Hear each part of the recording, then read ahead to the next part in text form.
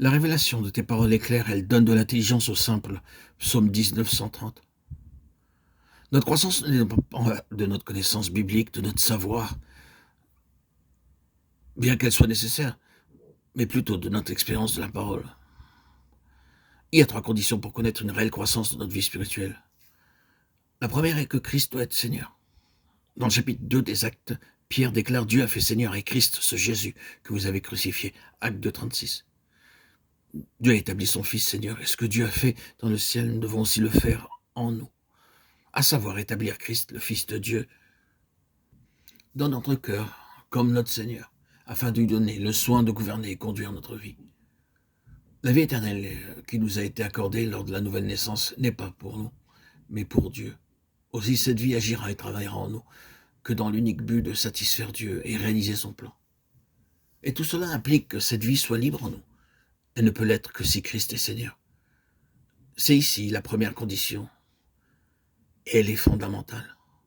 La deuxième, c'est que nous devons vouloir que s'accomplisse en nous son dessein. La nouvelle naissance introduit la vie.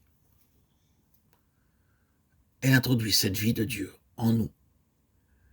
Mais notre ressemblance à Christ, qui est son dessein, ne se réalise que si nous le voulons et le désirons, car le Saint-Esprit ne travaillera pas en nous en dépit de nous. Cette œuvre intérieure du Saint-Esprit pour nous rendre conformes à Christ se réalise en étant un avec Christ dans sa volonté. C'est chaque jour que nous devons aller à lui avec l'ardent désir d'être sa possession et lui permettre d'atteindre le but glorieux pour lequel il nous a sauvés. Disons-lui, je viens à toi, ô Dieu, pour faire ta volonté. Et c'est sur cette base-là que s'accomplira en nous ce dessein. Car ceux qu'il a connus d'avance, il les a aussi prédestinés à être semblables à l'image de son Fils. Romains 8, 29. Troisièmement, notre vie doit être pratique. Notre croissance dépend de notre obéissance à mettre en pratique ce que nous entendons. Puis nous devons consacrer chaque matin du temps à la lecture de la parole de Dieu. Nos journées doivent commencer à genoux, se terminer à genoux. Il est nécessaire de lire toute la parole de Dieu, et non pas quelques passages dans différents livres. La lecture suivie de toute la Bible est un acte d'obéissance à Dieu, et une preuve que nous l'honorons. Il nous faut apprendre à dépendre du Saint-Esprit afin qu'il nous fasse comprendre ce que nous lisons. Nous avons besoin d'aller au Seigneur avant notre lecture.